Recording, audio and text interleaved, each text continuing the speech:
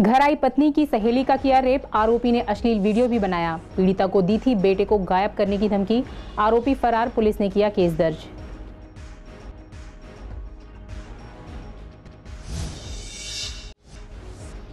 भूख हड़ताल पर जा सकते हैं निगम कर्मचारी, सीएम की तरफ से अब तक कोई रेस्पॉन्स नहीं, मांगे न सुने जाने से कर्मचारियों में है रोष।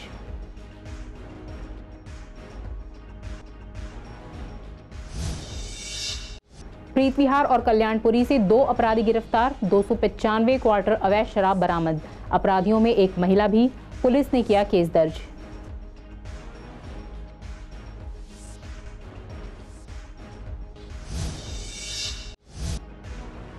सफाई व्यवस्था से जनता नाखुश, लोगों ने कहा समय पर नहीं होती सफाई, आपके निगम में आने के बाद भी नहीं कोई सुधार, शिकायत पर जल्द नहीं की जाती कार्रवाई।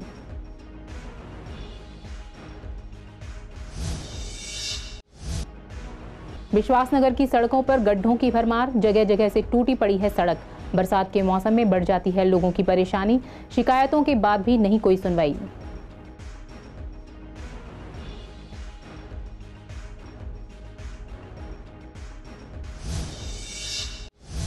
नमस्कार, स्वागत है आप सभी का। आप देख रहे हैं पूर्वी दिल्ली खास, मैं हूं पूनम। वक्त हो चला है बुलेटिन का, रुख करते हैं खबरों की ओर।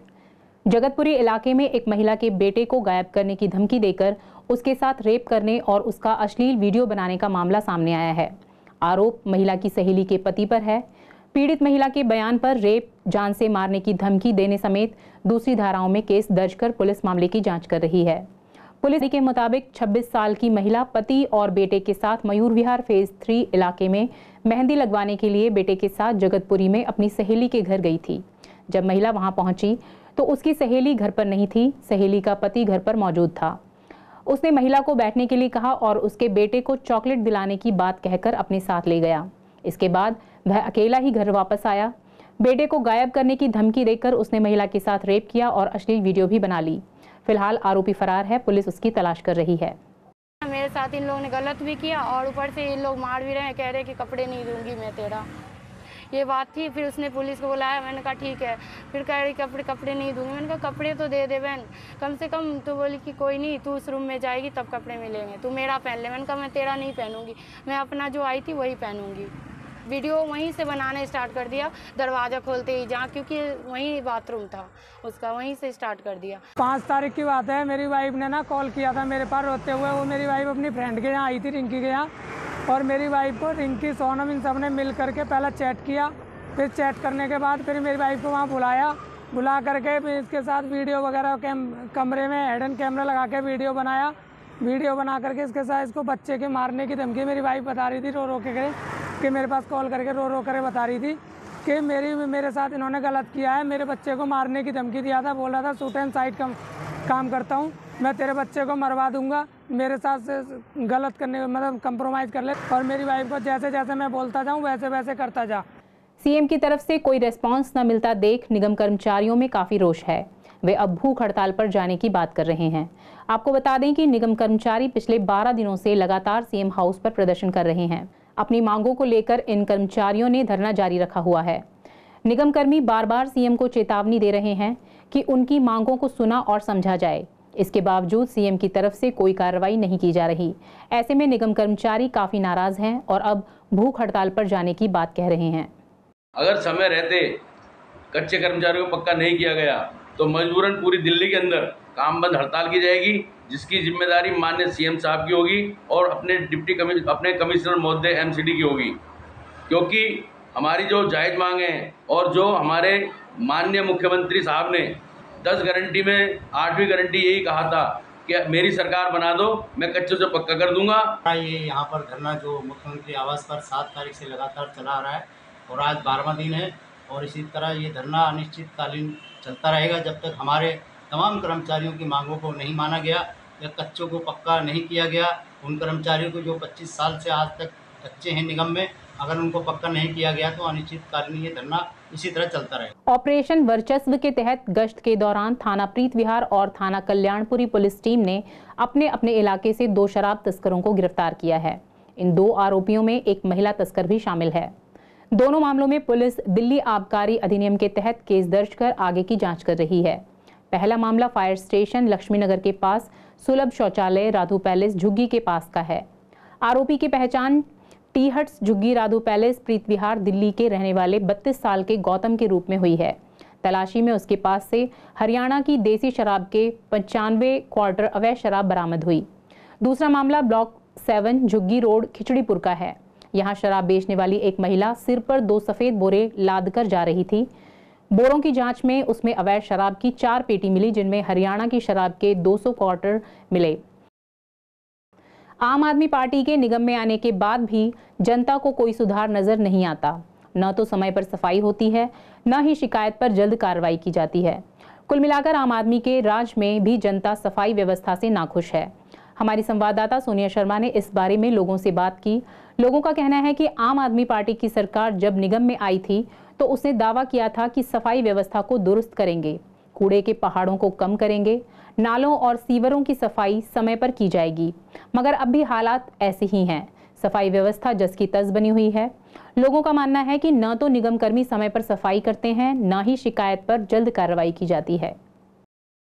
देखिए साहब, जैसे दावे किए थे केजरीवाल जी ने एमसीडी चुनाव से पहले, वो दावे पूरी तरह से झूठे साबित हुए हैं। सफाई व्यवस्था देखी जाए दिल्ली के अंदर तो बिल्कुल छिन्न भिन्न है, बुरा हाल है।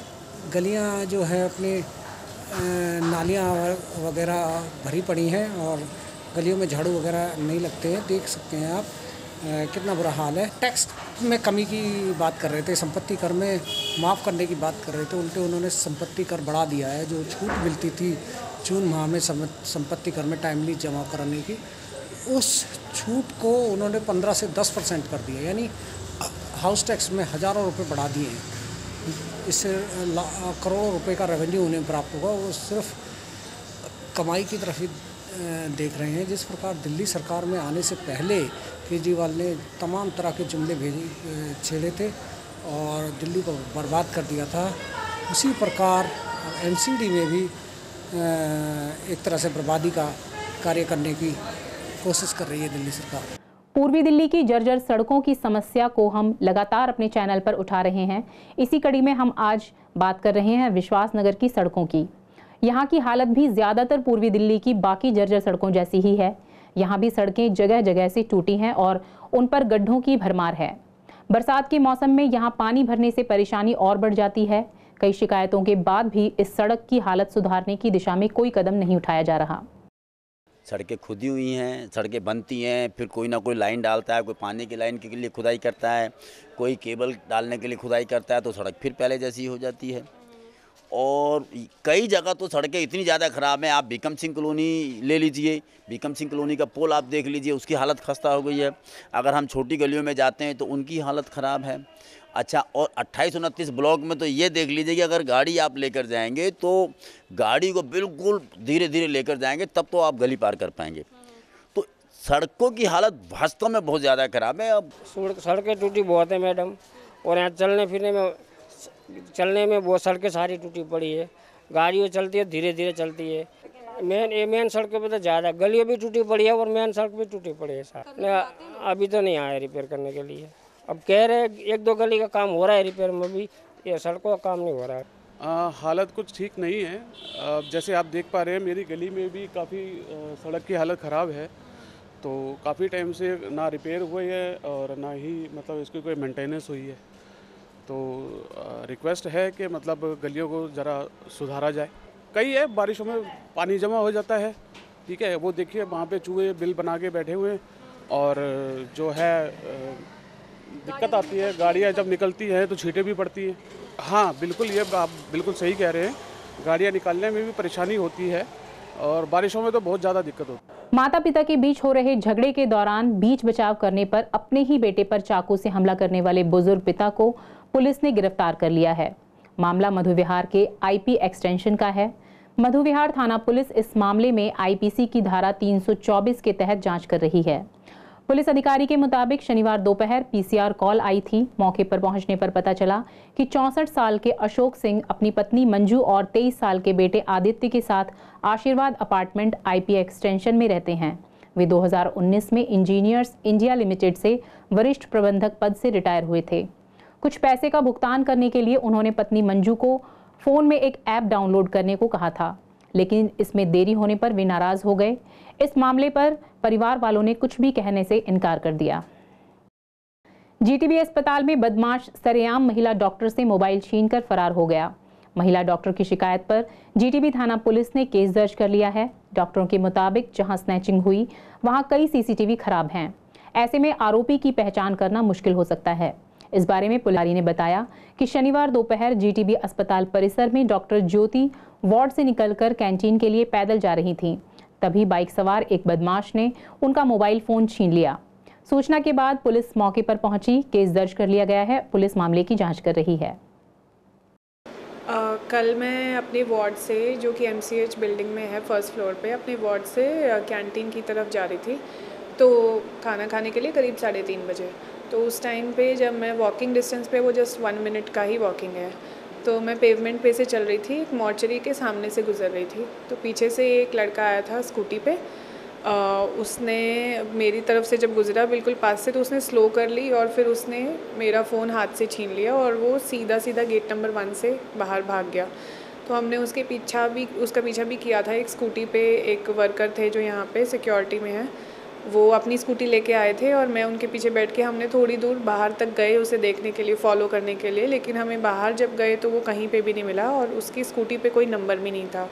सेफ़ तो बिल्कुल भी नहीं है कि हॉस्पिटल कैंपस के अंदर अगर ऐसा हो रहा है तो फिर बाहर क्या हाल होगा। तो बाहर के लिए तो लोग फिर भी पहले से केयरफुल रहते हैं, लेकिन अंदर तो सब आराम से ही रहते हैं। जो यहाँ का स्टाफ है, नोबडी थॉट कि ऐसा यहाँ पे हो सकता है। कैमरा हमने चेक किया था, सीसीटीवी फुटेज चेक की थी, लेकिन जो कैमरा मॉर्चरी के आगे और उसके साइड में एमआरडी वाला डिपार्टमेंट है, उसके आगे जो थे, जिसकी हमने फुटेज चेक की, तो उन लोगों की वहाँ उस कैमरे में कोई फुटेज ही नहीं है। कैमरा ज़्यादातर काम ही नहीं कर रहे सीसीटीवी वाले, और जो काम कर रहे हैं उसमें सेव नहीं हो रही है वो फुटेज। देश में मोदी सरकार के 9 साल पूरे होने के मौके पर बीजेपी 30 मई से 30 जून तक जनसंपर्क अभियान चला रही है। इसी कड़ी में रविवार को पूर्वी दिल्ली की गीता कॉलोनी में बीजेपी ने सर्व समाज सम्मेलन का आयोजन किया। इस मौके पर निगम पार्षद संदीप कपूर ने कहा कि यह प्रोग्राम 1 महीने तक चलेगा। इसमें प्रधानमंत्री मोदी के 9 साल में किए गए कामों के बारे में बताया जाएगा।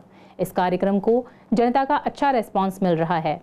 2024 में होने वाले चुनावों के मद्देनजर भी यह आयोजन महत्वपूर्ण है। कार्यक्रम के दौरान बीजेपी नेताओं ने मोदी सरकार द्वारा किए गए कार्यों के बारे में विस्तार से जानकारी देते हुए कहा कि कोविड के कारण पूरे विश्व की अर्थव्यवस्था बुरी तरह प्रभावित हुई, मगर ऐसी स्थिति में भी जिस देश की अर्थव्यवस्था तेजी से बढ़ी वह भारत है। आने वाले समय में भी हम सबसे तेजी से आगे बढ़ेंगे।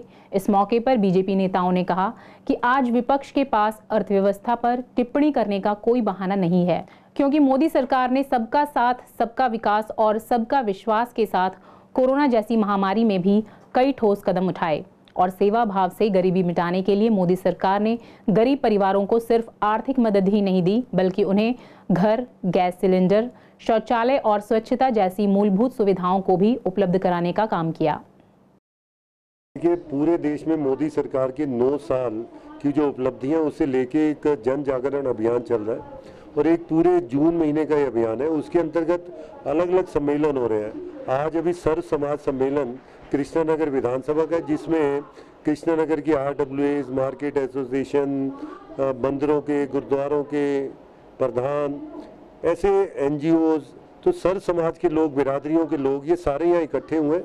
मोदी सरकार के 9 साल की उपलब्धियाँ और आदि अनेक विषयों पर आपस में चर्चा हो रही है। लोगों ने अपनी बात रखी, हमने अपनी बात रखी, और ये कि कैसे 2024 के अंदर दोबारा मोदी जी देश के प्रधानमंत्री बने और जो विकास की रेल चल रही है उसे कैसे आगे बढ़ाए, इस पे आज चर्चा हुई। दिल्ली के हर्ष विहार इलाके में एक युवक ने पत्नी के चरित्र पर शक करते हुए उसको गर्म तवे से जला दिया। इसके बाद उसने अपनी मां और बहनों के साथ मिलकर उसकी जमकर पिटाई की। पीड़िता का जीटीबी अस्पताल में इलाज चल रहा है। पुलिस FIR दर्ज कर मामले की जांच कर रही है। पुलिस के मुताबिक पीड़िता परिवार के साथ हर्ष विहार के मंडोली इलाके में रहती है। परिवार में पति, सास और 2 ननद और देवर हैं। वह मंडोली की एक फैक्ट्री में काम करती है। गुरुवार शाम 7:30 पर वह फैक्ट्री से आकर रसोई में खाना बना रही थी। तभी उसका पति बाहर से आया और उसके साथ गाली गलौज कर उसके चरित्र पर सवाल करने लगा। महिला के विरोध करने पर वह भड़क गया और उसे चूल्हे से गर्म तवा उठाकर जलाने लगा। कंधे और कूल्हे सहित शरीर के दूसरे हिस्सों में भी जला दिया। वह दर्द से चिल्लाने लगी तो आवाज सुनकर उसकी सास और ननद भी आ गईं। फिर चारों ने मिलकर उसे लात, घूंसों और चिमटे से पीटा। वह बेसुध होकर जमीन पर गिर गई। इस दौरान उसका देवर पहुंचा और बीच बचाव कर पीड़िता को अस्पताल में भर्ती कराया। सूचना मिलने पर पुलिस मौके पर पहुंची और पीड़िता के बयान के आधार पर केस दर्ज कर मामले की जांच शुरू की। फिलहाल इस बुलेटिन में इतना ही। आगे खबरों के लिए बने रहिए CCN के साथ। नमस्कार।